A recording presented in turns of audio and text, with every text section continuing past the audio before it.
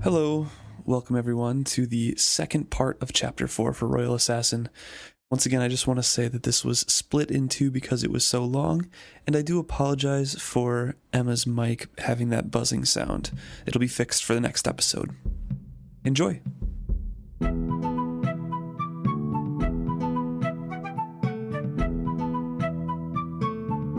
guess I'll offer sympathy because I don't really know what this means to you, but I feel like it's important. Yeah, it was your dog, but not your dog at all, so... Right. And then conversation turns towards Kettricken, and Chade grows pretty grave over this, and is talking about how she faces a hugely difficult task in that she came at a time where there's a war, there's civil unrest. It's a different way of ruling than she's used to.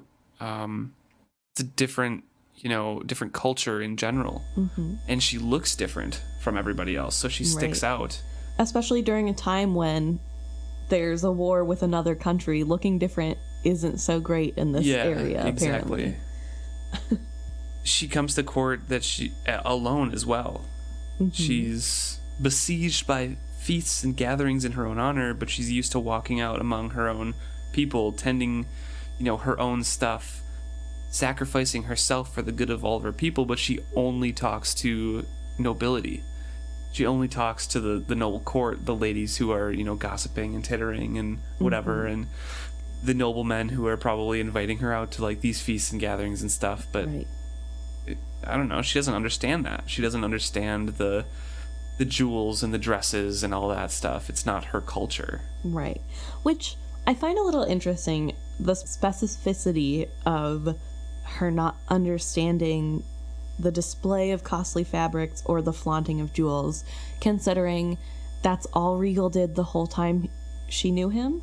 And also, she seemed pretty smitten with being showered in jewels and attention from Regal's style of living. So it's interesting that when she moves here, it's weird to her and she doesn't understand. Well, I think he's saying that because, like, in my mind, mm-hmm. I can see that she would be very happy with all of these beautiful dresses and gems and stuff, but on a day-to-day basis, she's just gonna put on her simple thing and like walk among the people. Like, she's fair. Why would she wear that every day? That's fair. And maybe when it's one person in your home, it's a little easier to be like, oh, this is so cool. And then when you're surrounded and you're like, oh, wow, this is actually really shallow and I hate it. Yeah, true.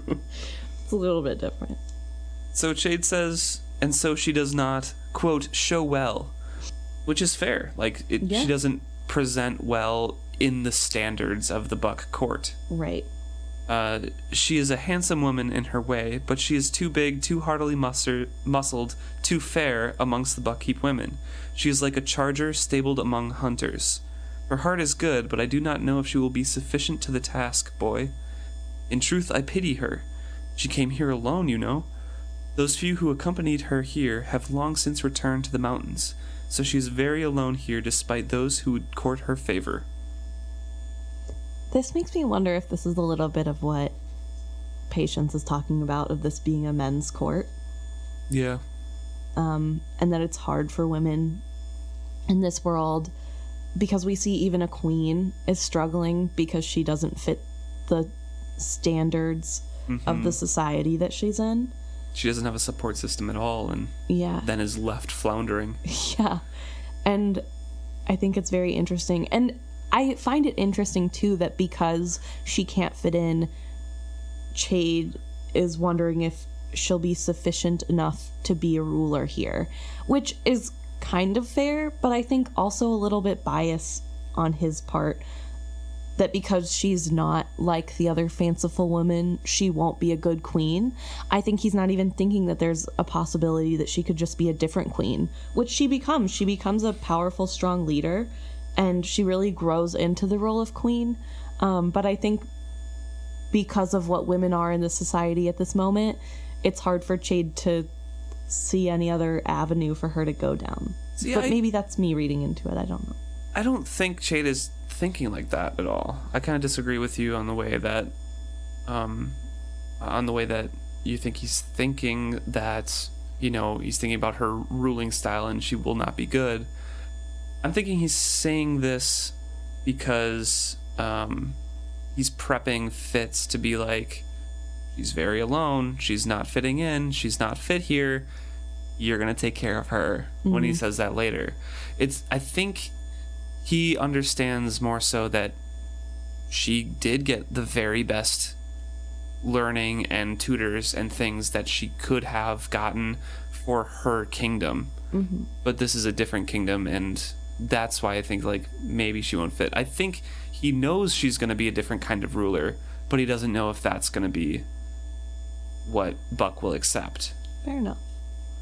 So I think Chade is like, she could be good, but I don't think people are going to like her very much because she's not fitting in well. Fair. Now. That's what I read out of it, at least. And he continues on like, Fitz is like, what, Verity, Yeah. They're married, but Verity. But they're true love, right? Yeah. And Shade's like, he has little time for her, honestly. He explained this to King Shrewd, and Shrewd and I both kind of ignored him because we were just enraptured with the idea of what the marriage could offer and didn't think that there was going to be a woman here afterwards. Yeah. We didn't really have the foresight for that. Right. Which I thought was a great thing for him to admit. Right. But also Chade. Come on. A marriage means there's another person here. That's what it means. No. So I don't know. It's an interesting thing because he goes through Verity told us this. He doesn't have time to teach her. He can't do anything. He has his plate full. He's still skilling. He's still calling people together and train sailors. He's building the warships. He's got a lot to do. Yeah. Which kind of shows that Verity is actually a pretty good king.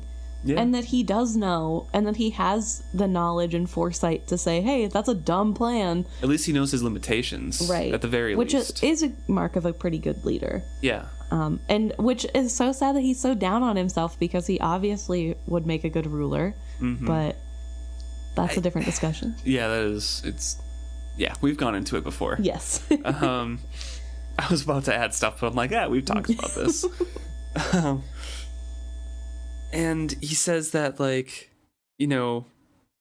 eventually were they just a man and woman, they could care for each other. Yeah. But there are a lot of demands on them, and soon an heir will be asked of them, and all these kind of different things, and there's no time for themselves. They have no time to get to know one another, let alone care for one another. Right. And Fitz is pained by this because he is a romantic. Fitz is a romantic. It's cute. Yeah, that's what he thinks about him and Molly.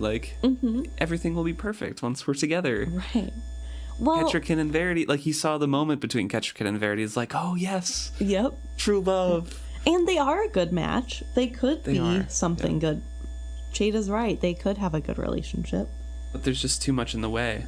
And then he talks about how chivalry and patience were the exception to the rule. That they bought their happiness at the cost of political advantages. It was unheard of for the king waiting to marry for love. I'm sure you've heard over and over how foolish a thing that was. And Fitz asks, I'd always wondered if he'd cared. It cost him, Chade said quietly. I don't think he regretted his decision, but he was king in waiting. You don't have that latitude. And womp womp. Yep, and Fitz becomes embarrassed because he knows what's coming. Grandpa Chade knows. And he just says, Molly. And Chade's like, yep, I moved the conversation here because we need to talk about it. Fitz, my boy. And he says, it was one thing when it was down in town. You were more or less a boy. That was fine. Which goes to show, Chade pretty much knew everything was going on. Which is, funny to me. Fitz was, 6 years old, going down to town, stealing from people, running around, and, just hanging out with, the ne'er-do-wells. Yep. And Chade's like, this boy's gonna be my apprentice. Interesting. He has talent. Yes. But he says, like, yeah, Patience was remarkably agile at hushing the rumors that started and taking charge. Patience handled it, like, pretty well and well enough to stop those rumors, but tongues did start wagging. People were speculating, like, who's coming here to see, who's asking after, like, 3 different people. Stable Boy, or Scriber's Boy, Fedrin, and right. She described him a couple times before she was led to Patience, and then they have that encounter in the hallways. Rumors are going to be started. Yeah, that's true. And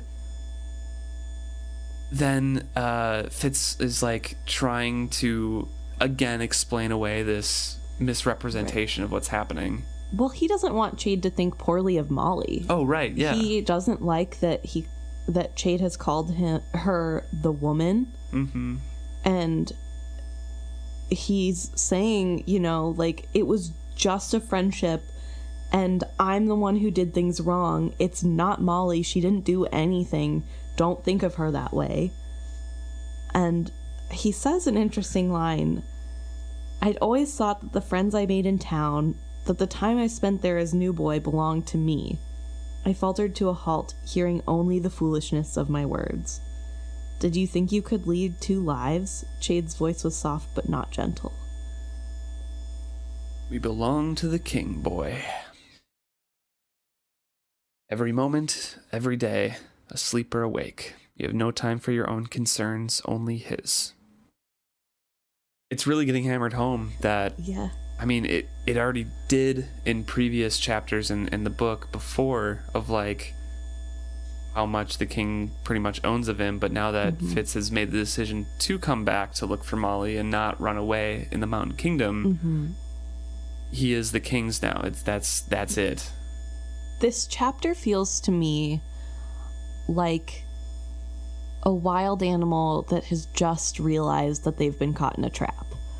Yeah. Like, the trap has been there, been set off for a while. Great comparison for what's coming later. Thank you.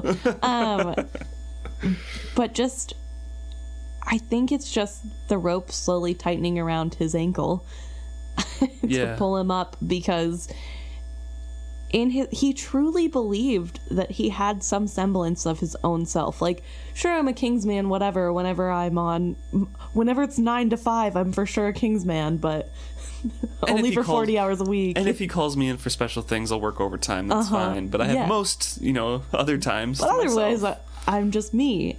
And I think, to be fair, he is a child and was a child when this deal was being made. So it's easy to overlook because he doesn't have as much responsibility yet. But the trap has already been set, and he's just now seeing the bars of the cage. Right. And it's kind of sad because we've been new. We've been new. And Fitz is just now coming to terms with, yeah, I can't lead 2 lives at the same time, and I don't want the assassin one, so how do I go back to being just new boy? Right. And he's getting, disillusioned to that fact. Right. So, it sinks into Fitz, and then he reflects on Chade's life. How, Chade is isolated. He's never out and about in Buckkeep because he has to stay in his room or the walls. He only ventured forth in disguise. What did Chade have for a life? A chamber, good food and wine, and a weasel for a companion. He was Shrewd's older brother, but for his bastardy, he would be on the throne. Was this life a foreshadowing of what mine was to be? And Chade just kind of answers what's on Fitz's face and says, no, I chose this life, boy, because I'm sure he could see sympathy and just, like, a dismay. Fear come over him. But also, I just want to point out, I don't think Fitz knows that there are the wall hallways. I don't think he's ever seen anything outside this room. He has not. So, like, to his knowledge, it's just this, like, entry in his room up to this chamber. Yeah. It's... Plus, he probably thinks there's another way out as well. Right. Obviously, there has to be 2 entrances. It's Chade. Yeah.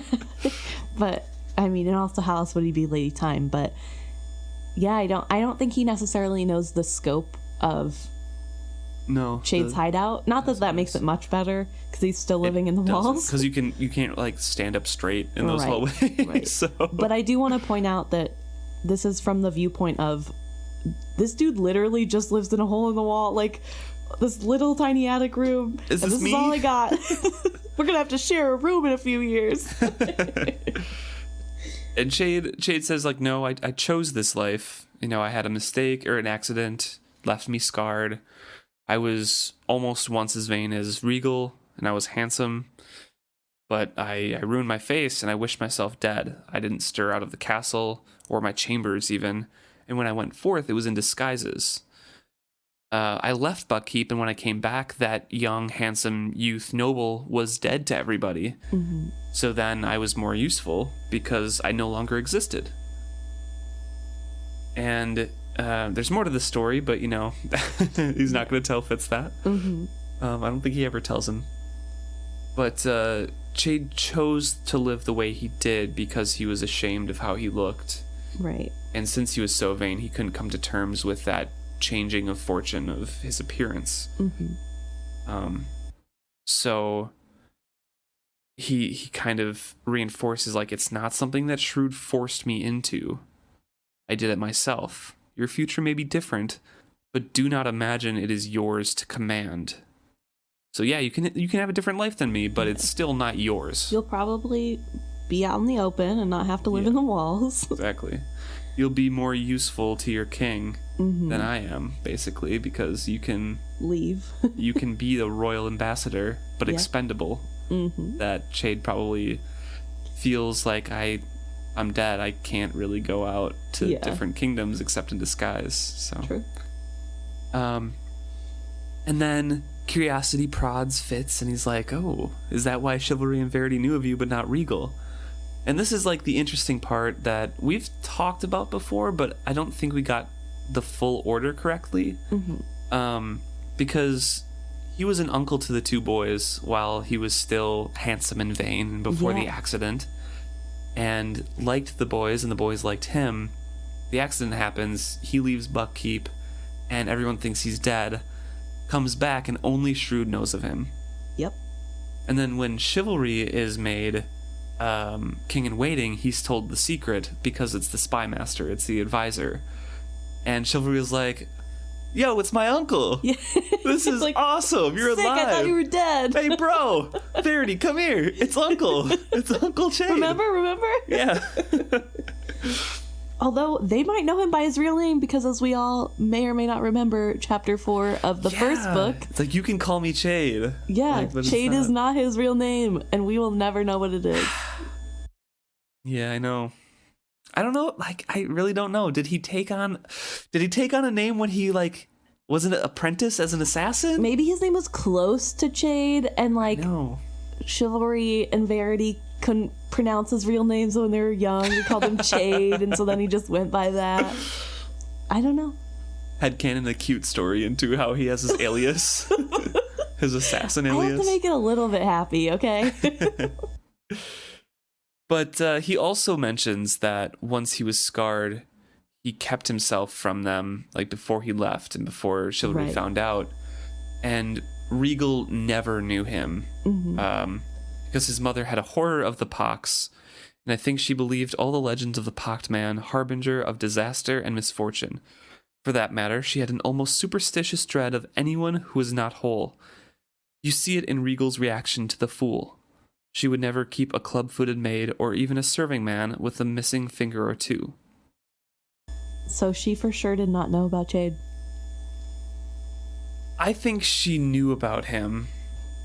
Because, like, I mean, obviously, he was around before, he had the accident and left. Right. I think she knew about that. This is like Shrewd's half brother. He's an assassin, kind of thing. Mm-hmm.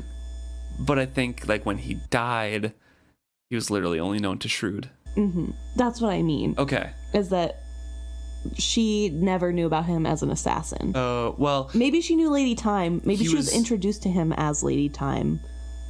I think she did know him as an assassin beforehand because he was being trained since he was a kid, like younger than Fitz started training. But she wasn't queen when he had his accident. I think she was queen. If Regal was never introduced to him, but he was still pretty to be uncle to the boys when they were young, that leaves a very small window of time between... Could have been born.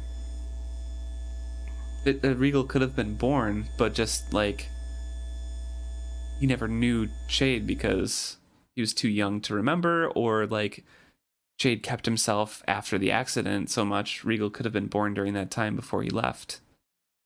I don't know. I feel like he could have been around, but obviously he didn't know because he said Regal never knew me.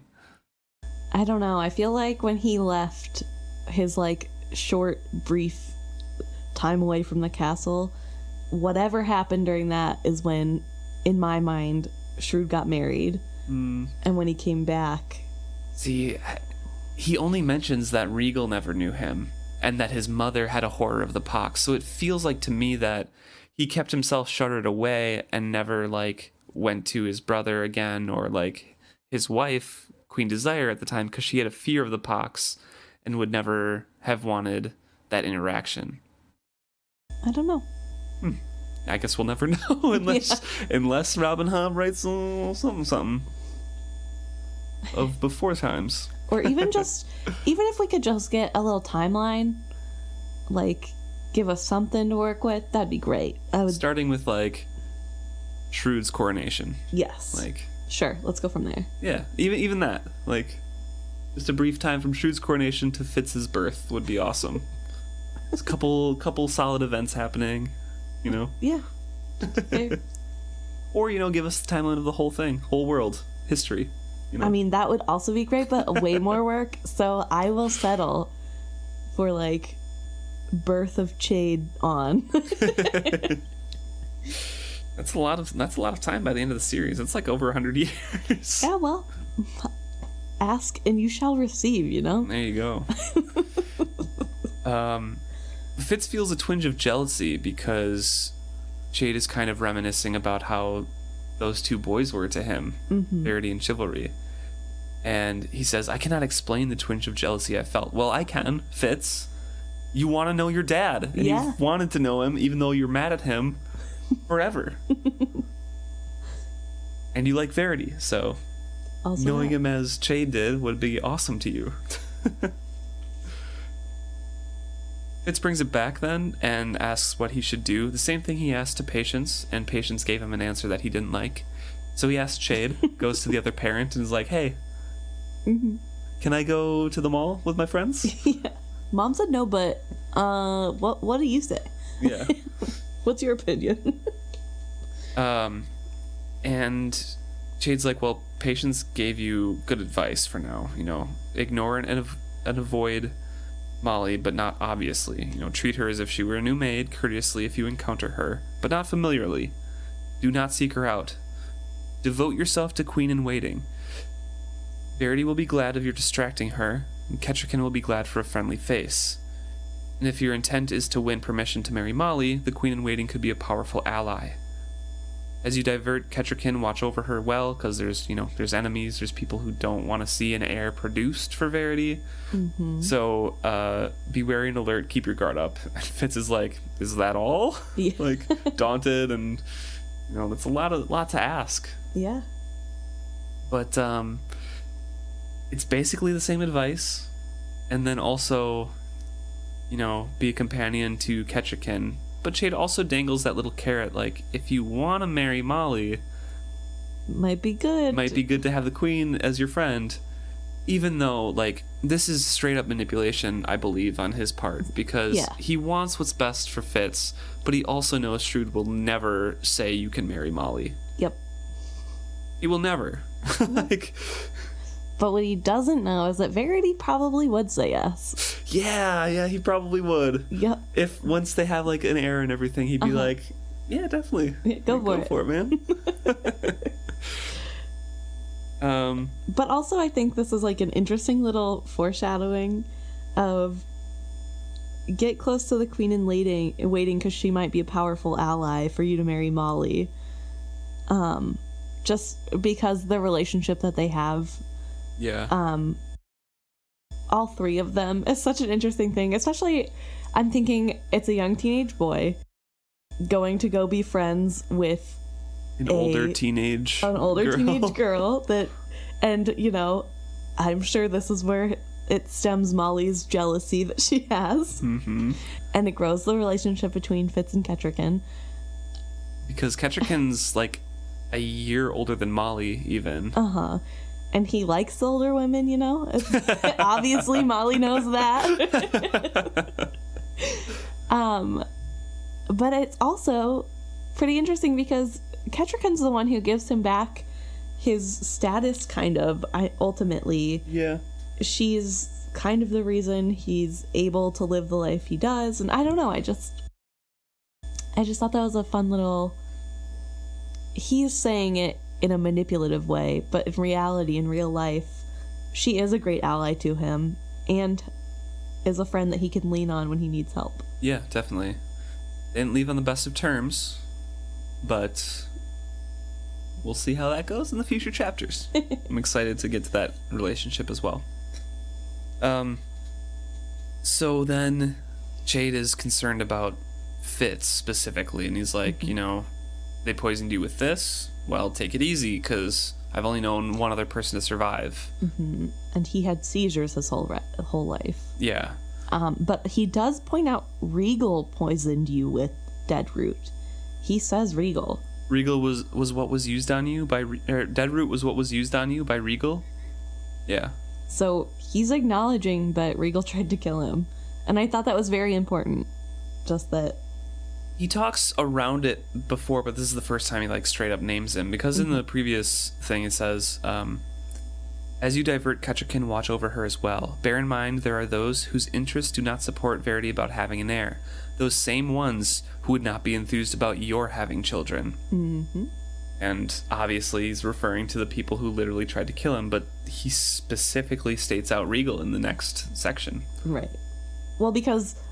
I think partially because Regal actually did this act, and the others are speculation, and you can't speculate against the crown. Right, yeah. He says, you know, you're young, you may recover yet, mostly. The other man who survived it trembled the rest of his life, and I see small signs of it on you. Don't overtire yourself, you know, don't push yourself. Weariness will bring on the tremblings and blurred vision. Push yourself and you'll have fits.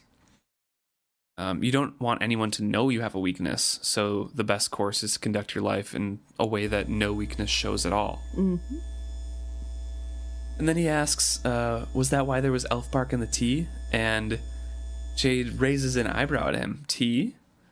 Perhaps it was the fool's doing. I woke to food and tea in my room.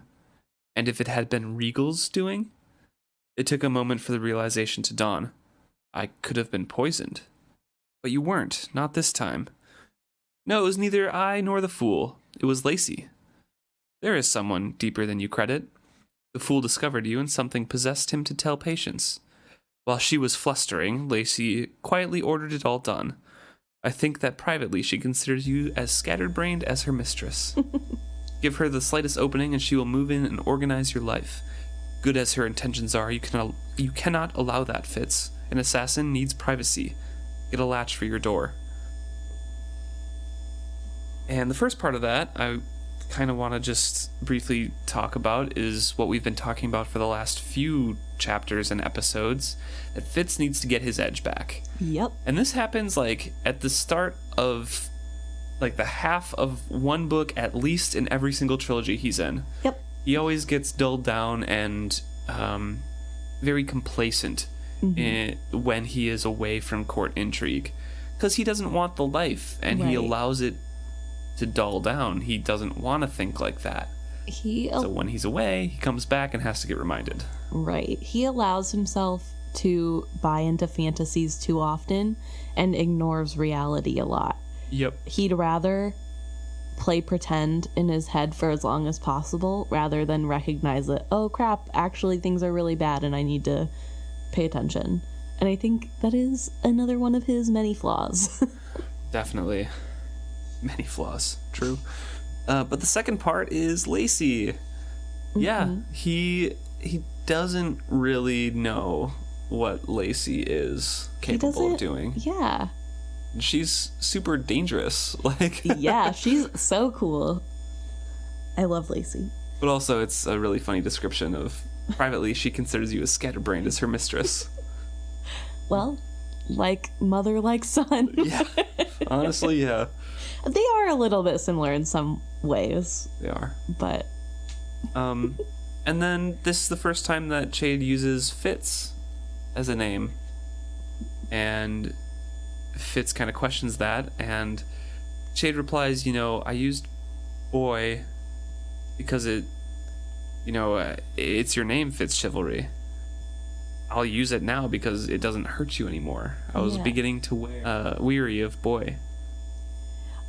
He knew from the very beginning how much it affected Fitz to be called Fitz. He went through the same thing. Yeah, but it's just like, he's cared about him from the very beginning. And also, what growth that Fitz can be like, not hurt by that name anymore and just be like, yeah, whatever, it's a word.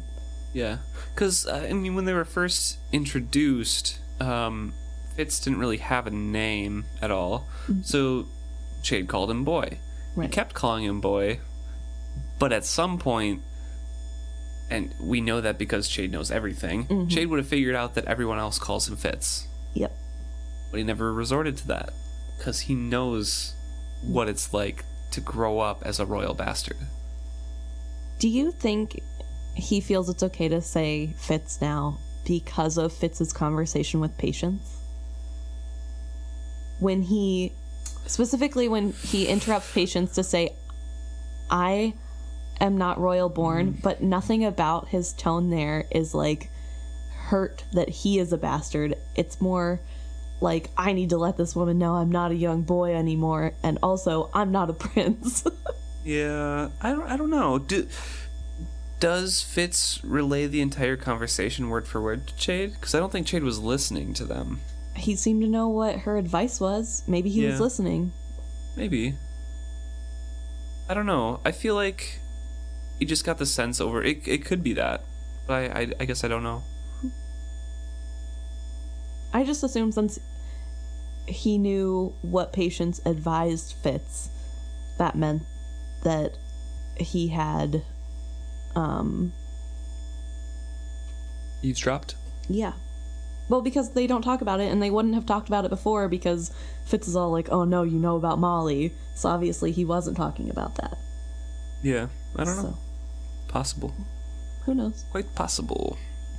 I don't remember if the descriptions of when Fitz acknowledges or learns about all the inner walls and the peepholes and stuff, if there is a actual peephole to his room. Well, there's a door to his room. Yeah, there's a door, but it's like solid stone.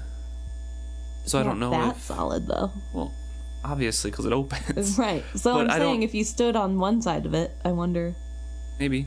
I don't know. I don't either. So they talk about some other things, and Fitz leaves with not a lot of night left, excuse me. He leaves with not a lot of night left, about an hour until morning.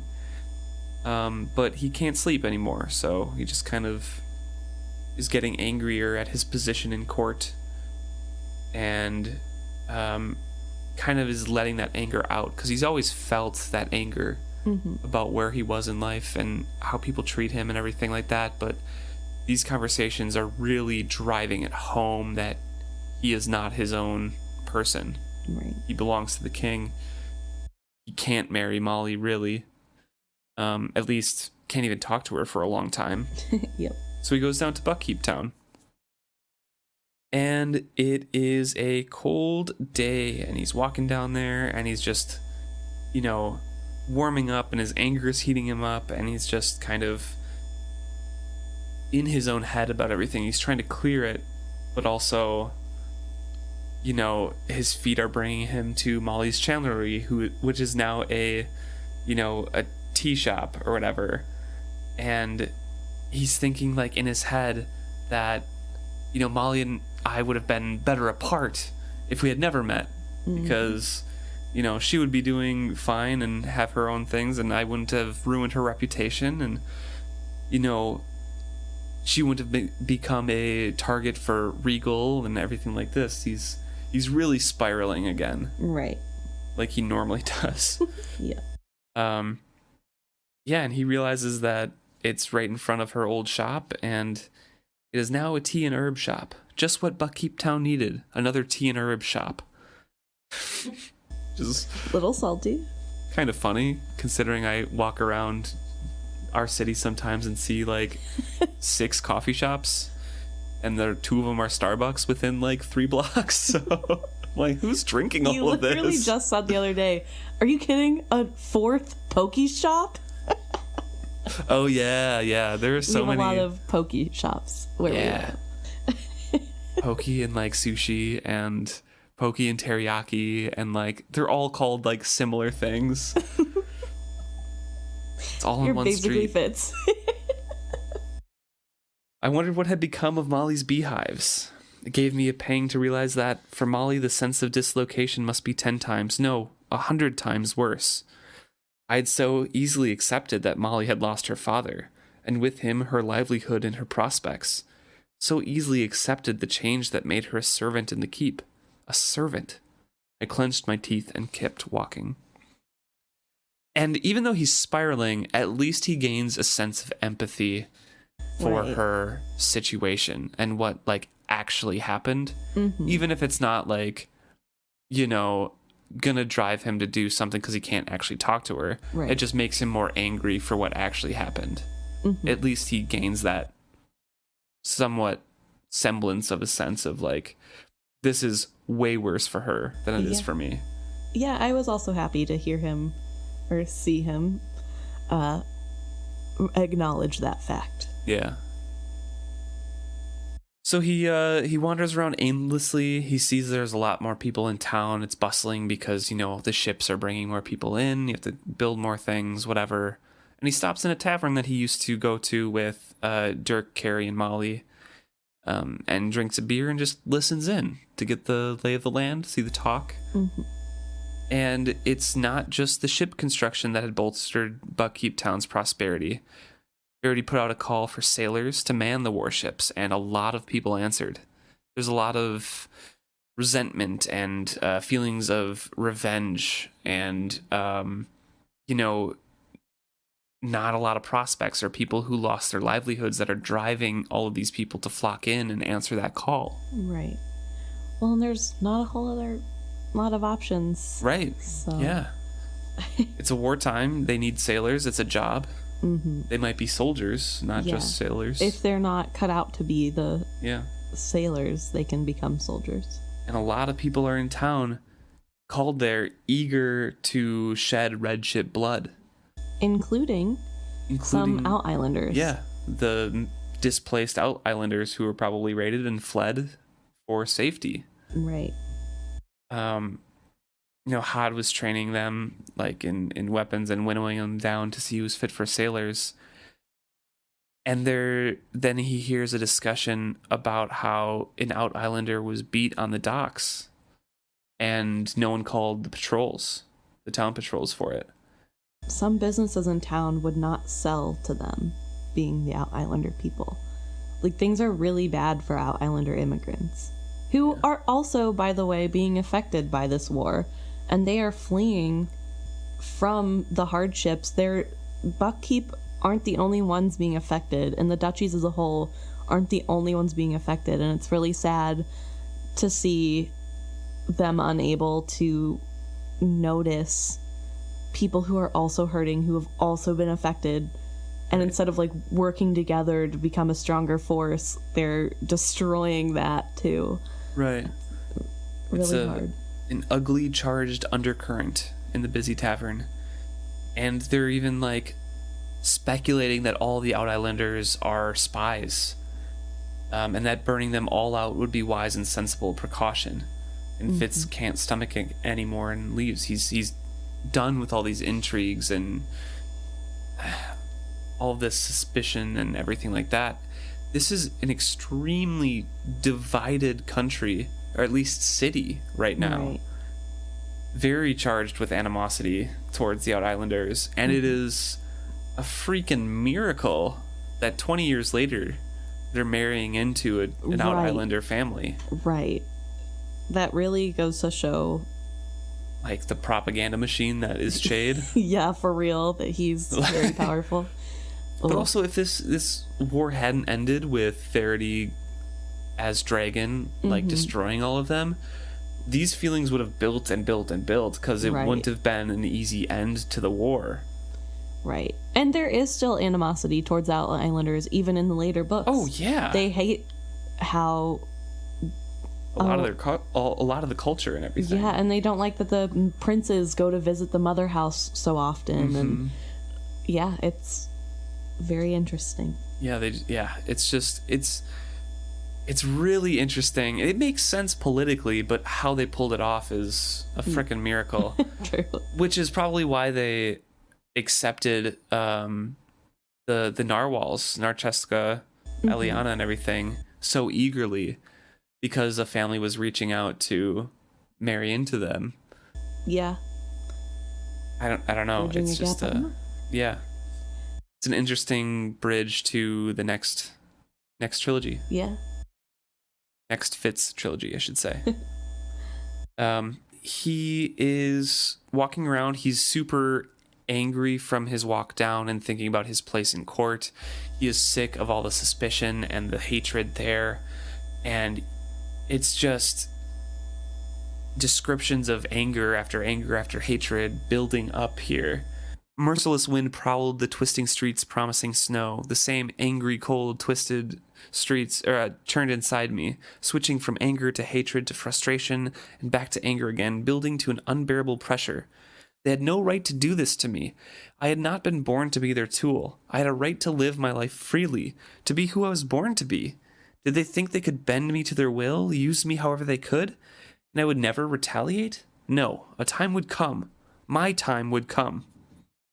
Can I just point out the irony? And I had not been born to be their tool. I had a right to live my life freely, to be who I was born to be, which is the fool's tool. So, like, literally, he was born as a tool to change life as a whole for everyone, society writ large. Fitz is such a tool. I don't know, I just read those two lines and it really made me giggle, considering he is basically just a tool. That's like literally what he was born to be. So, a little sad. Yeah. He's walking through the streets and people are like looking at his face and stepping out of his way hurriedly, because I'm sure he's scary looking right now. I felt my anger building to an unbearable heat. The wind whipped at my hair, sought to chill me, but I only strode faster and felt the strength of my hatred grow hotter. It lured me, and I followed it like the scent of fresh blood. Turned a corner and found myself in the market. And he makes his way past a bunch of people and came to the animal vendor's stall and stood face to face with myself. He was gaunt, with bleak dark eyes. He glared at me balefully, and the waves of hatred pulsing out from him washed over me in greeting. Our hearts beat to the same rhythm. I felt my upper lip twitch as if to snarl up and bare my pitiful human teeth. I straightened my features, battered my emotion back under control. But the caged wolf cub, with the dirty gray coat, stared up at me and lifted his black lips to reveal all his teeth. I hate you, all of you. Come closer, I'll kill you. I'll rip out your throat after I hamstring you. I'll feast on your entrails. I hate you. You want something? Blood, I said quietly. I want your blood. What? I jerked my eyes from the wolf up to the man. He was greasy and dirty. He stank. By El, how he reeked. So. Oh, welcome, Night Eyes. What a good pup. Before we get into that real quick, yeah, he's so well behaved right now. The first paragraph I read a little bit ago, they had no right to do this to me. I had not been born to be their tool, all of that. he was already sharing a mind with Night Eyes. In my mind, like they had already latched onto each other. They share so much. They are caged to where they are.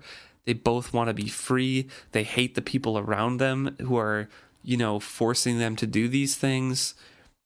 Fitz isn't one to dwell on his anger so much at other people. He directs it at himself almost all the time. He internalizes it. This is an extreme outward reaction to everything around him, and it's just building and building and building and driving him on, quote, aimlessly. Mm-hmm. And then the next part is, I felt my anger building to an unbearable heat, because it's reflecting. It's basically a mirror, and they're reflecting back at one another.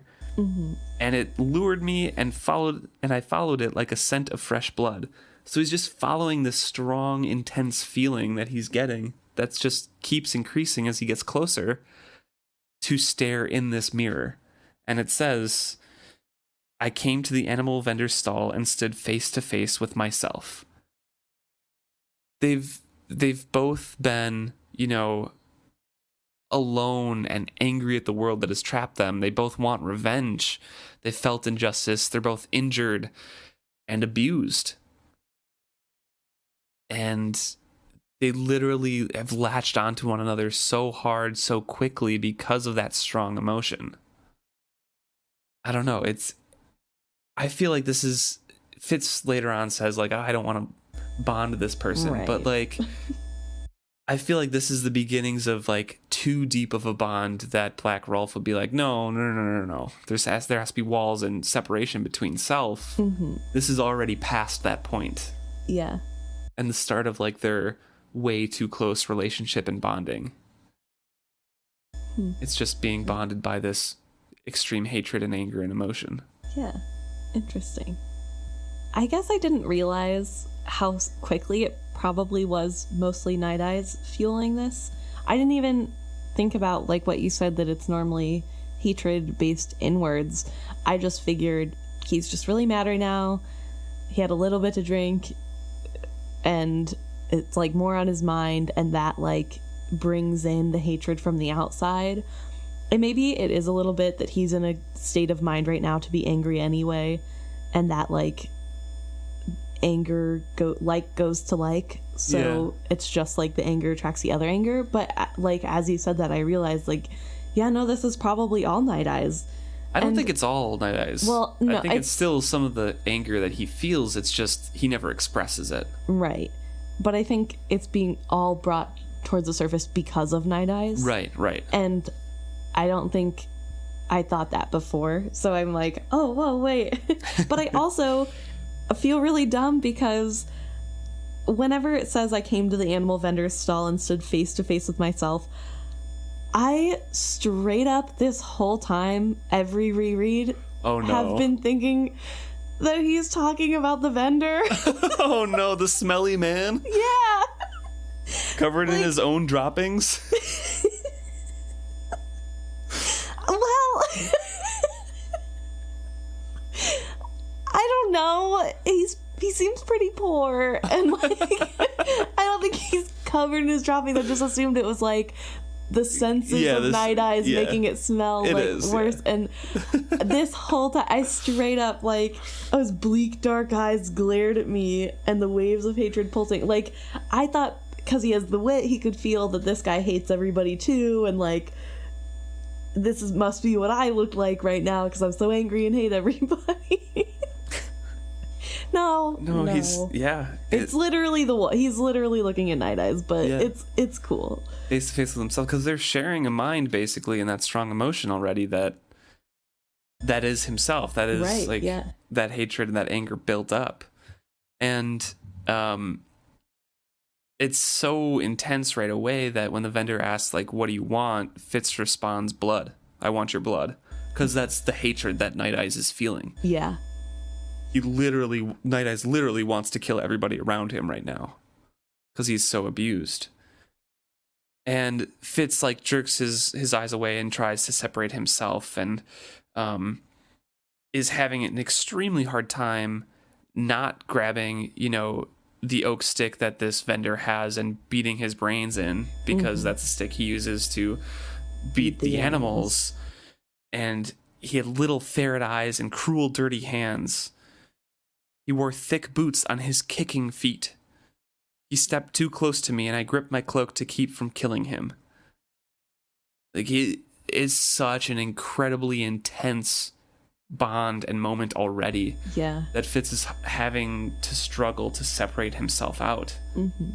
And he barely chokes out, "Wolf, I want the wolf," right away. No intention of buying any animal when he went into Buckkeep Town, but immediately, like, gotta get the wolf. Right.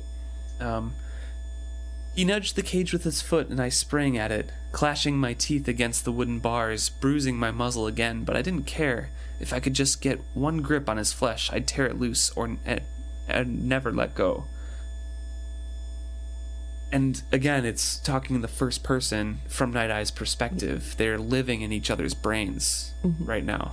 What do you think Fitz looks like right now? Like, oh my God, while he's got to be scary.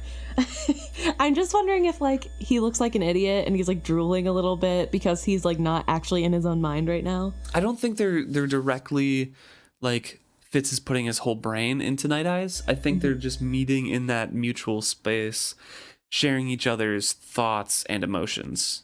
So I think, like, he's struggling to put the wall down to separate the two of them, but they're still, like, each individually in control and only in their own minds. Are just getting that bleed over, that intense bleed over. Right. Because Fitz, like, his voice sounded guttural and choking. Like, he wants to growl, he wants to snap, but he's, like, in charge of his own body, kind of, and just barely, like, oh my God, this guy. And Fitz says, "No, get back, get out of my head." I shook my head to clear it. The merchant regarded me strangely, because I'm sure he was, like, looking down, kind of growling, trying to get a hold of himself, tense, and then all of a sudden Fitz kind of, like, shakes his head, flaps it, and then, like, flatly, with no emotion, states, "I know what I want," refusing the wolf's emotions. And he haggles. Sized up. Yeah, he gets sized up and he tries to haggle with this guy because he doesn't have a lot of money. Says he has 7 coppers total, and the vendor's like, "I want to get some silvers for him." And I'm assuming it's like 10 copper to a silver. Right. Yeah, and Fitz is using his assassin training to come up with a reason that he would want a wolf, and so that he's going to use him for dog fighting. And the guy is like, "Oh, he'd be a great fighter. Just look at him." And then Fitz is like, No, I'm just going to feed him to the other dogs. Like, because he doesn't want to raise the price. He's doing everything he can to make this seem like not worth his time. And he's mentally yelling at Night Eyes to, like, be quiet. Don't look aggressive. I'm trying to save you. I'm trying to get you your freedom. And at the same time, while he's doing all this, there are a bunch of badly beaten birds in cages, and he tells one of the birds, a crow, "Hey, maybe go after that shiny bug right there and you might find freedom." And he's, like, literally trying to save as many animals as possible. It's crazy. Speaking of, the crow doesn't even, like, move. It's a different bird who goes and tries to get the door open. Yep. But he also is repelling and pushing away Night Eyes into the cage to make him cower. Right. To make him look weak and you know, mild and, like, not a fighter, so he can get him for cheaper. And with that bird trick, like, it works later as a distraction. Like, he's still haggling this whole time. It's like, the vendor's like, "Oh, he'd make a fine fighter. Here, look at this. This is what he did to me. He bit me." And Fitz is like, "That looks infected. You think you'll lose the hand?" Secretly hoping, I bet. Yeah. Oh, yeah. Like, it better. He's like, "Yeah, it'll make you a fine fighter and stuff." And Fitz lowballs him, but it's literally, you know, 90% of his money. Like, "Hey, I'll give you 6 coppers for him." And the guy, of course, is like, "Oh, yeah, you know, I want him for more than that. I could get 6 coppers for his hide alone right now." And Fitz continues to lean closer to the cage, pushing and repelling, so it looks like the wolf is cowering from him and hiding back in the corner. And he's like, "Oh, it looks sick to me. You know, storm's coming, by the way. Like, we got to get this done soon. Yeah. I got to get back to my master. And then at that moment, his trick with the birds works. Yep. 2 birds fly out, and the crow is kind of like slowly walking away because the crow is the most badly beaten. Yep. And Fitz kind of steps in the way of that view just to give him more time to get out. And when the 2 birds originally fly away, the vendor kind of leaps after him, and Fitz takes a tumble and takes him with him, and they kind of roll on the ground and pretends outrage. And since the crow didn't fly away yet, when he stands up, he knocks the cage a bit so the crow flies and makes the vendor lose money. And the vendor is mad, but he fakes that he's mad back, that he tore his coat and his master wouldn't be pleased or whatever, and he's just going to walk away like he won't buy anything. And him walking away after this really puts the man in a desperate position. And he says 9 coppers. He offers suddenly, desperately. He'd sold nothing that day, I'd wager. And Fitz is like, no, I'm going home. Yeah, I've got no way to take him. Like, it's... And then the guy, the merchant, agrees finally, fine, give me the 6 coppers. And Fitz, just to give him more grief, is like, oh, are you gonna cart him to where I live? And the guy's like, you're robbing me, just take him and go. Yeah. It's a really clever, like, whole scene that that we don't get a lot of from first person view of, like, him manipulating a conversation to get what he wants. Right.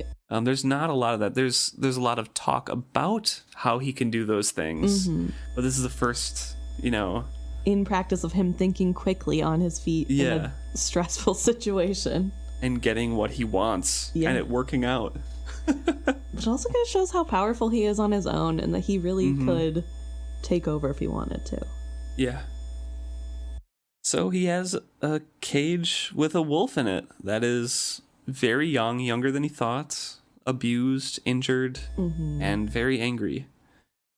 And he asks, now what am I going to do with you? And Night Eyes, in his mind, says, let me out, free me. He understands all the conversation, the thoughts that Fitz is having, but can't quite grasp Fitz's response to this. He's like, I can't, it's not safe. Because he's thinking, like, if he turns the wolf loose in town, like, he's never going to make it. Yeah, he'll get lost, and somebody will kill him just because he's a wolf. Yeah. So, Night Eyes, of course, like, since he's abused, and he doesn't fully... He's still an animal. He doesn't fully understand concepts like that, the nuanced concepts. Instantly thinks that he's like the other man. He's there to trap him. He's... You'd keep me in this cage, would you? I'll kill you, I'll rip your belly out and tussle with your guts. Very, very graphic descriptions of, like, I'll just kill you because, I'm a wolf, like, rawr, I'm like 6 months old, I'm tough. Young, very young of everything is, I'll kill you. I definitely could kill you even though I'm in a cage and bruised and you're not. But Fitz tries to get him back into his place and just complacent, like, no, you'll get back, and pushes at him harder.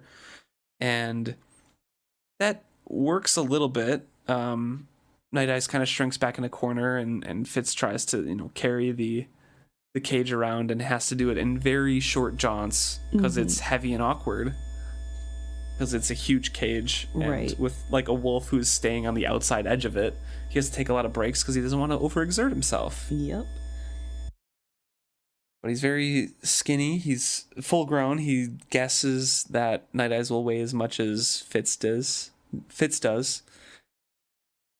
And he inquires after how Night Eyes was captured. Yeah. Like, where he came from. He does have to ask twice because the first answer from Night Eyes is, I hate you. So I hate you! You were like a brother to me. Okay. Wrong series. And Night Eyes shares a memory. Don't laugh I have the high ground. That's Fitz saying, I have the high ground here. Yes, don't try it. And then Night Eyes coming out of the cage anyway. I hate you.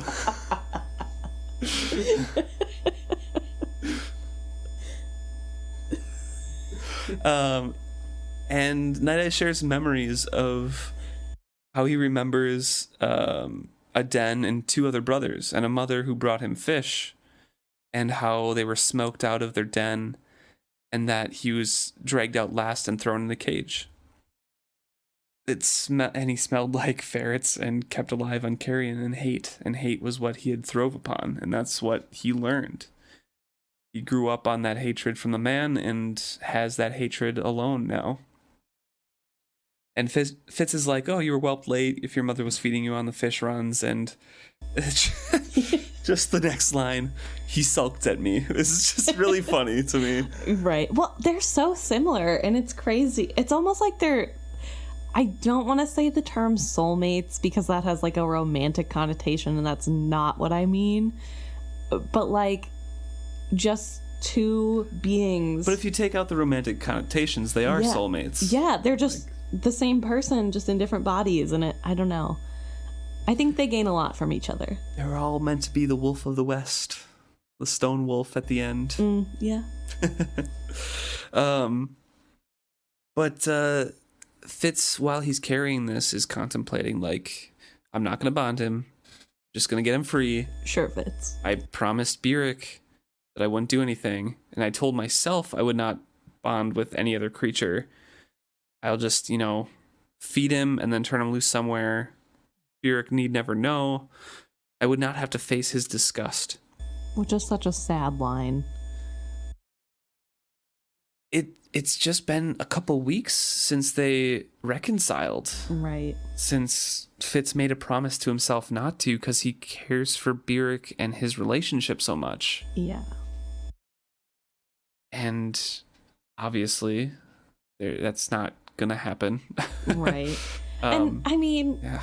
Come on, Fitz. There's a weak animal in front of you that happens to be a dog, and you have an affinity for dogs, so let's be real. And then the next line here just goes to show again how intertwined their brains already are. Fitz is just going on this thought, and at the end here, who would have thought such a mangy little cub could be so heavy? Night Eyes replies instantly, not mangy, indignant, bugs. The cage is full of bugs. So it's just like he can't follow these super complex thoughts, but he's always listening and in Fitz's thoughts already. Yep. They just bond so quickly. Yep. But he lowers the cage to snowy ground because the road is going to be super steep, and he knows that he can't carry Night Eyes up.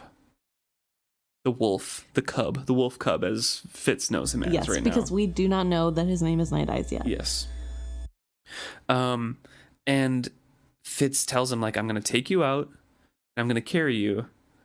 Like, don't do anything. Don't try anything. Don't try it. It's literally the same scene. Yeah. But also it's kind of like that video of the mom that's like, what do you have there? The little boy's like, a knife! No!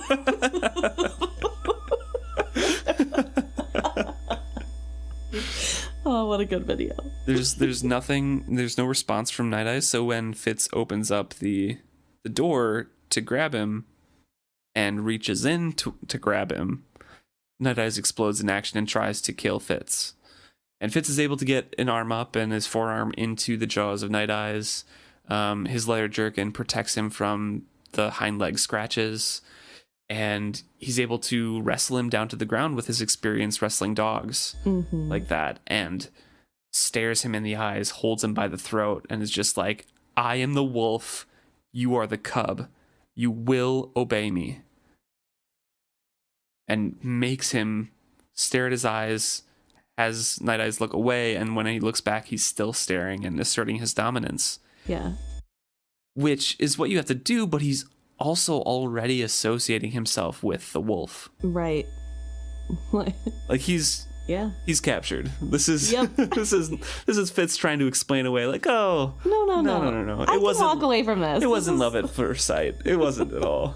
This is nothing. This means nothing to me. Don't look away from me petting this poor pup. I don't like him. Fitz lets go because he notices the change in his eyes. I'm sure it was just the eyes, Fitz, that you recognize the change in. Mm-hmm. Steps away, and the wolf lies still, and Fitz has to command, like, get up, come here.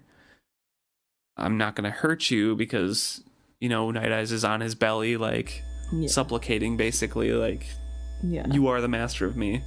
But Fitz is like, I'm not going to hurt you. You have to come with me. And realizes that Night Eyes is incredibly hurt. And he asks that, where are you hurt? And he sees in his mind the brass-bound club of the cage man. Everywhere is the response. I tried to be gentle as I felt him over. Old scabs, lumps on his ribs. I stood and kicked the cage savagely aside from our path. He came and leaned against my leg. Hungry, cold, so tired. His feelings were bleeding over into mine again. When I touched him, it was difficult to separate my thoughts from his. Was it my outrage over how he had been treated, or his own? I decided it didn't matter. I gathered him up carefully and stood. Without the cage held close to my chest, he didn't weigh nearly as much. He was mostly fur and long-growing bones. I regretted the force I'd used on him, but also knew it was the only language he would have recognized. I'll take care of you, I forced myself to say aloud. Warm, he thought gratefully, and I took a moment to pull my cloak over him. What a good pup. So sad. Just needs some loving. Yeah. I hate how badly he's been treated. I know this is a fictional animal, but still sad to hear about. Fitz knows of a disused cottage that he can stash Night Eyes in, and instead of the conviction of I'll just feed him and let him go, he now says a week or two, maybe a month, and he'd be healed up and strong enough to care for himself. Right. Then I'd take him out west to Buckkeep and turn him loose. Meat? I sighed. Meat, I promised. Never had any beast sensed my thoughts so completely or expressed his own to me so clearly. It was good that we would not be around one another for long. Very good that he'd be leaving soon. Warm, he contradicted me. He set his head atop my shoulder and fell asleep, his muzzle snuffling damply against my ear. What a good pup. That's a good wolf pup that just tried to kill me. Yeah. I'll keep you for a week or two, maybe a month. Good thing we're not going to be around because you're so cute. I think part of what brings them together is how alone they both are. Oh, yeah. They're both very lonely. They share a lot of similar feelings. Yeah. A lot. Mm-hmm. It's really sad. It's really sad that Fitz, a human being, can be compared to a beaten wolf cub in a cage, but... Yep. But it is pretty accurate at the moment, so... And Fitz isn't happy at the world, but he has a task. Like Björk said before, like, you get better taking care of someone else, right? Bringing up Björk while he's... I know, like... contradicting what Björk would want is prime, but it is true. It is technically what Björk told him to do. Yeah, you feel better after taking care of someone else. Mm-hmm. Was that for Smithy? Did he give him Smithy to look after he was like really sick and injured from Galen, right? Yeah, I think so. He had to like take care of the horses and stuff. Yeah. So I mean, that's kind of what he's reaching out to do. He wants to help this wolf, and in doing so, he will help himself as well. I mean, he gets a friend out of it. Yeah. It's a rough chapter for him overall, though. I mean, he has the beginnings of something that can make him happy briefly. Right. But he is told no so many times in this chapter. Just like, no, you can't do anything that the king doesn't tell you to do. Very long chapter of no's. Yep. Very exciting chapter, though. We finally meet Night Eyes. We get introduced to the good pup. We get to see more of Patience and Lacey. Mm-hmm. Also, a little glimpse of the Fool, which is super nice. And Chade again. Yeah. Whole town's back. Band's back together. Yep. I do want to comment briefly here that Night Eyes is very young. Mm-hmm. And that is frowned upon as well. Yes. In the Witted Society. In the Old Blood community. And it's... I feel like they have to bond together because they're like perfect for one another, but at the same time, it's looked down upon for a reason. Right. Because I'm sure like emotions rule so much of these younger animals. They don't have that sense of self of, you know, this is my life, that's yours. Mm-hmm. It's just, this is our life now. This is my life now is ours. Yeah. And so there's not that separation. It's less of an animal. Yeah. Yeah. And I think we see a little bit later Night Eyes not loving how much of a human he's becoming. Yeah. And it is interesting to think about how much of a wolf's perspective he brings in to the relationship, considering how little of time he's spent as a true wolf. Yeah. But I suppose it's like his nature. Yeah. Or that's... I mean, he was raised for a while by two brothers and a mother as well, so he had that. He was probably taught quite a bit. But also we see later on older Fitz kind of reflect back, I think in the Tawny Man trilogy, and ask an old Night Eyes, like, hey, you ever, you know, miss being a wolf? Like, yeah. I feel bad about...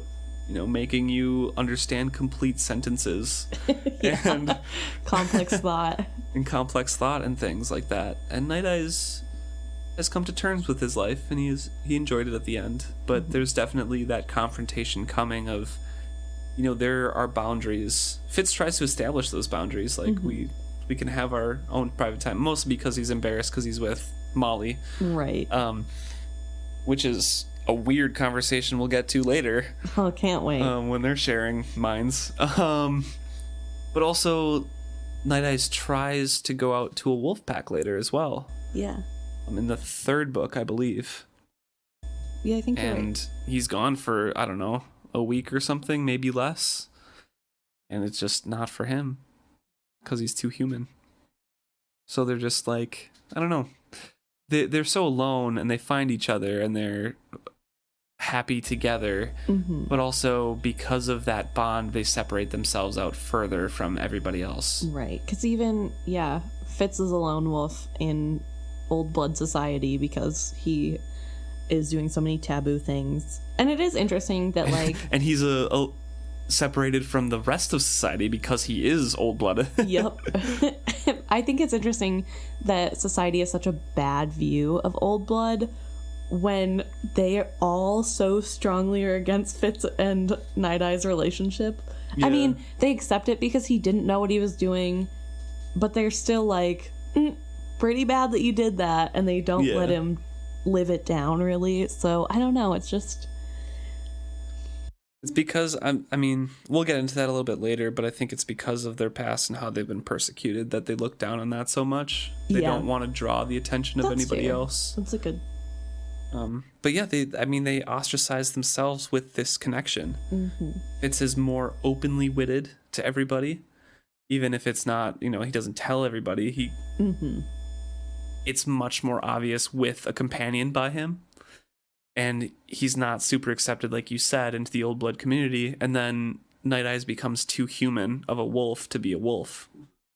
So it's an interesting dynamic. I don't know, I'm excited. Night Eyes is one of my favorite characters. Yeah, he's awesome. Yep. Little smile on your face. Little Anakin. little Annie. That's how I'm gonna think of him now. Well, thanks so much for sticking through this long episode here. If you want to talk about any of those relationships, or, you know, how incredibly intelligent Patience is and adept at that she is now at court life, but how it must have felt back then, the similarities between her and Molly, or, you know, conversations between, Chivalry and her, and how similar Chivalry and Fitz are, please let us know. Reach out to us. Speak about any of your thoughts on this chapter or the books as a whole. We're at FitzHappy. Social medias, Twitter, Facebook, Instagram. I think that's everything. Yep. Yeah. And email us at isfitshappy@gmail.com. Thanks so much for tuning in.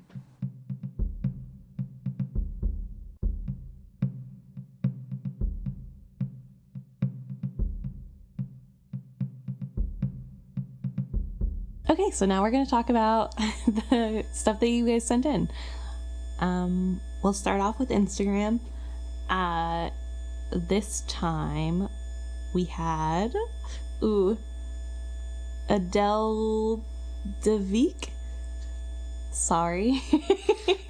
Anytime I say anybody's name, I'm gonna apologize afterwards and assume I'm doing it wrong. But they let us know that they agree that Molly's misunderstanding is Patience is the one most responsible for it. Yeah. It's mostly Patience's fault. Which we agree with, obviously, because we brought it up. But yeah. But it's good to know other people also agree. And it's probably a fairly rash reaction since Fitz had just gotten there, basically. Mm-hmm. So she had a little bit more time to reflect and think about what she was going to say when he was sick and came back for this chapter. Yes. But that first meeting there was a little little misunderstanding. Yeah, just a tad. And then we'll move on to Facebook. We have a comment from Joel on last week's episode, talking about how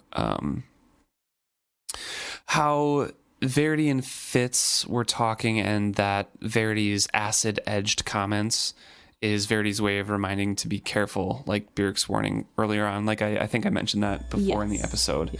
I like that interpretation of that. But obviously it's up for interpretation. Yeah. So part of a work of art and all that. But no, that is a good way to read it too. Mm-hmm.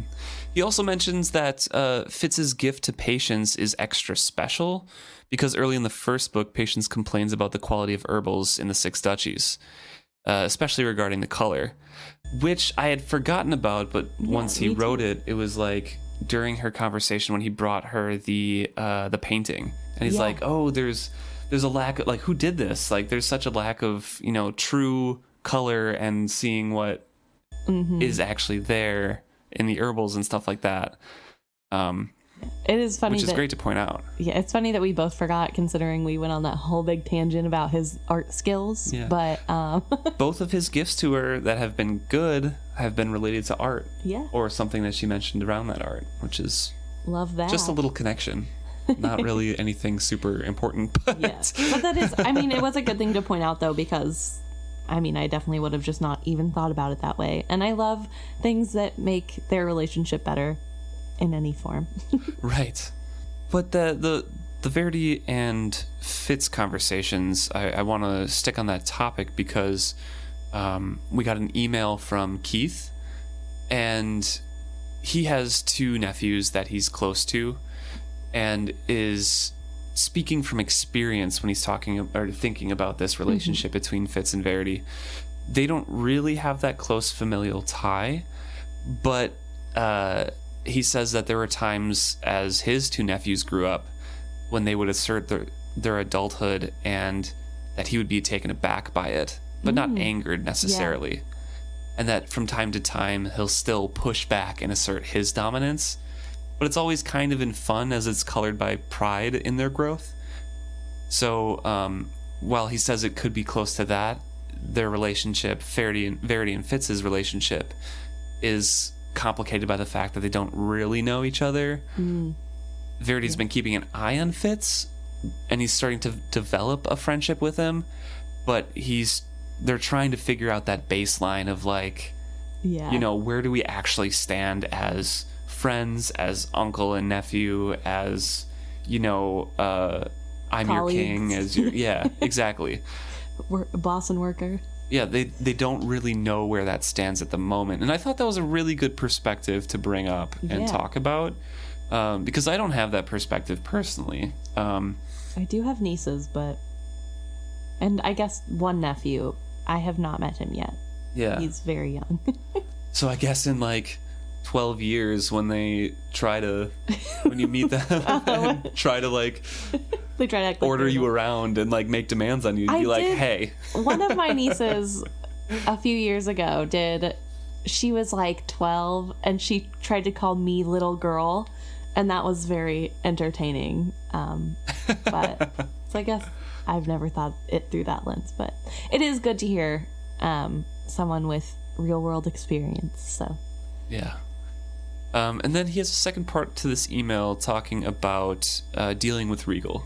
And we had a big discussion on that in general, how, you didn't think like he did anything smart in that situation, basically. And I'm like, he did kind of the best he could to appease him. And Keith is talking about how in feudal systems, power is all about perception, and how the nobles have to, and the subjects particularly have to think that you're the most powerful, the wisest, and the fairest. Otherwise, people will grab for the crown. They'll go for it, which I think is a little bit too cutthroat for this society. I think like this common people would not make that chance because they're like, oh no, we don't have any power at all. The nobles I can see. Yeah, that's right. Bring the guillotine. But I think the nobles, yes, and the dukes, the duchy, the duchesses definitely could make that grab if they saw the farseers particularly failing. And they kind of do with Fitz later on. Fair. But it's with a farseer still. So I think that is so ingrained in them that still has to that's be a little kind of the chosen one. But he goes on to say that dealing with Regal has to be delicate because all the nobility is watching and every action is going to be looked at. Right. That's fair. That's a fair point. And the last thing, like, kind of, I didn't really like say it straight out, but the last thing that Six Duchies needs is a civil war, he mentions in here, which was I was kind of getting around. Like, Verity has to make a decision where the inland duchies don't overtly try to make a move to get Regal as their leader. Right. They have to be somewhat cohesive still, and they can't split off. But do you think there would be a civil war if Regal tried to split off, or would they just kind of like... I think there'd be bloodshed? They want to be split off. Shrewd would not let them have two countries. Right. And then Keith mentions in here that they would have war on two fronts then. That's in fair. front of them on the coast and behind them in the inland duchies. And again, we want to reiterate that a lot of the food, the wealth, and like that sort of stuff came from the inland duchies. Well, during this time, yeah. Yeah. Because there's no trade going. Yeah. I was going to say, they could just starve them out, except no, they couldn't, So he agrees that I was correct that they have to appease all the duchies, but then says that you were more correct about the, quote, punishment Verity arranged for Regal, that it does give him more power to usurp Verity and Shrewd, because that happens later, obviously. Right. Yeah. And that Verity's mistake is that he hates the administrative side, and assume that Regal would also hate and fail at that. Yep. So he underestimates Regal a little bit. Agree. And except for his greed, that Regal is well suited for court administration, really excels at it, and he's the most like Shrewd out of all of the boys. Yeah. Which I don't know if I agree with that point either. I can see that he's the most like Shrewd in his manipulations and is dealing with some of that, but in the overall, most like Shrewd out of all the brothers, I still think Chivalry is. Okay. I don't know. I like, because we don't get, I know you mentioned it early in the episode, but because we don't get a lot of Chivalry and we have a lot of rose-colored nostalgia about how Chivalry was so great, we don't see a lot of his failings. So for a lot of this, I could be completely wrong about his character, but from what we know, he was... Yeah, he's good at his job. Yeah, he was going to be the best possible candidate that Shrewd could have ever raised. I think Chivalry and Regal are very similar. I think they're just two sides of the same coin. One was raised by Queen Desire, and one was raised by shrewd and a loving Chade. Yes. And also, though...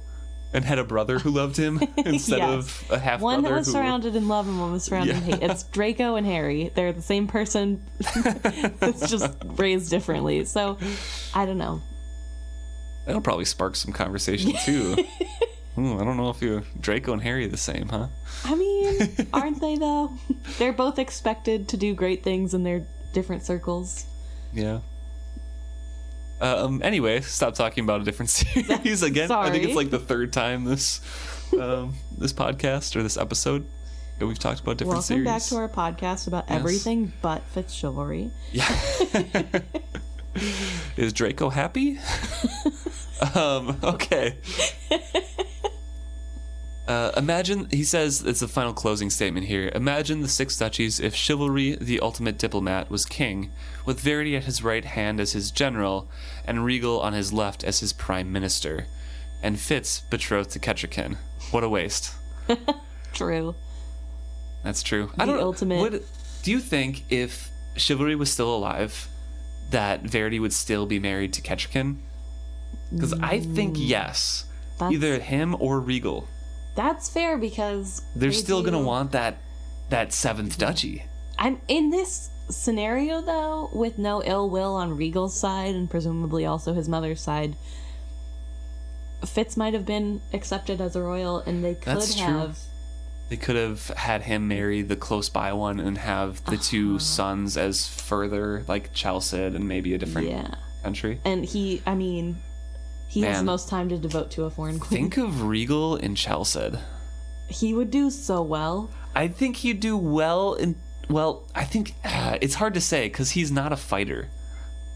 So I don't think he'd do super well unless he was able to get an in and not be like attacked for being how weak he was, and then he would do so well. I don't know. He reminds me of Elise's husband in some way Regal does. And I feel like he wasn't necessarily a fighter either. He just hated women. Yeah. And Hobb really writes those manipulative, hateable people that you really just want to punch in the face. Right. Yeah. But Hest. Yeah. And he's really hot, and like most of the men in Chalced like men. I'm just saying he'd be fine. Do they?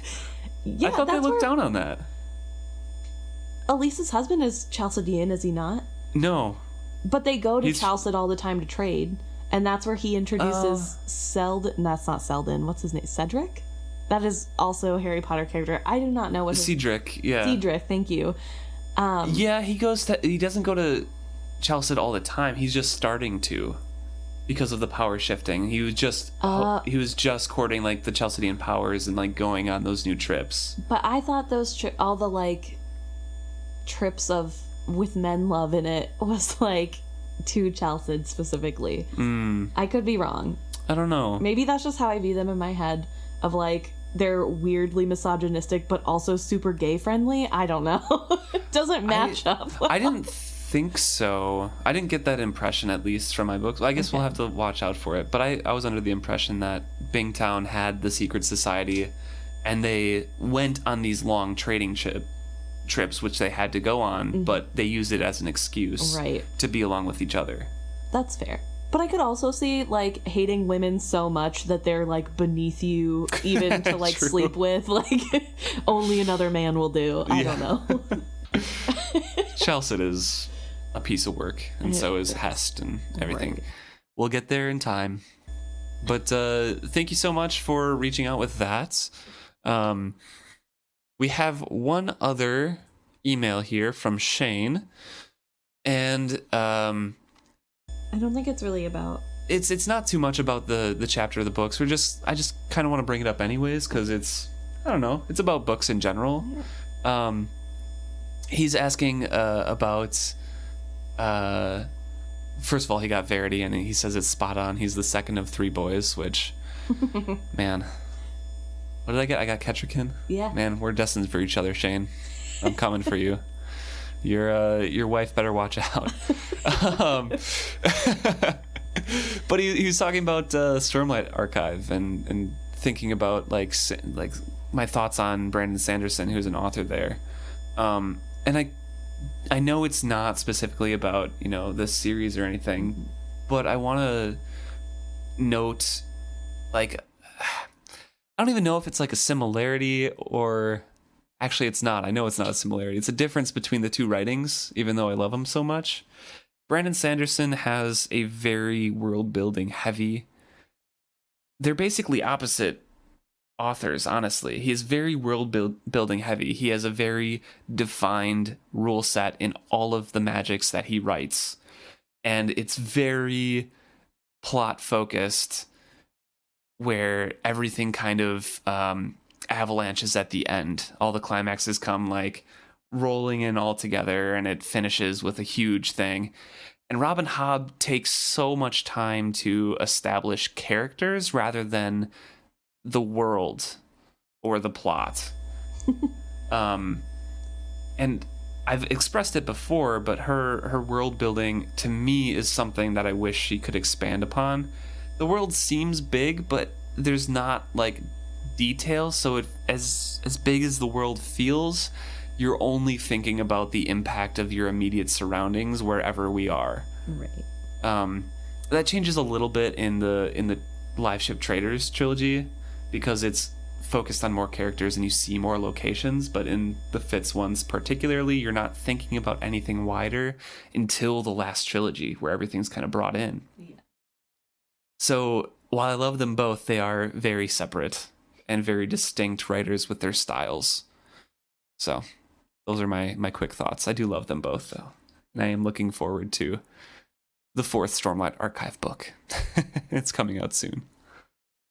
So I recommend those if you like action and magic systems. If you want something more concrete, then what does the skill do? What does the wit do? Next time on Anything But Fitz. Yeah, on Anything But Fitz, yeah. But we've complained a little bit before about how Robin Hobb hasn't explained what the wit and skill and is. Maybe that's part of the magic, It is. The wit is the skill we find along the way. I mean, Lord of the Rings wouldn't have the same kind of mysticism about it if Gandalf said, you have to say these 3 words, wave your staff like this, and this happens. Sure, but also the Silmarillion does exist. Yeah, but that's not about magic. But does it set up the rules and guidelines based off of the other stories? Oh, okay. Well. It's basically a mythology and just stories about history of the people. It's not magic. Sorry. We're going on a big tangent now. We better... This is a long enough episode. Yeah. We don't need to talk about the Lord of the Rings. Let's go into the Silmarillion and really recap everything there real quick. Thank you again for everyone sending out these topics for us to talk about. Yeah. We love hearing from you guys.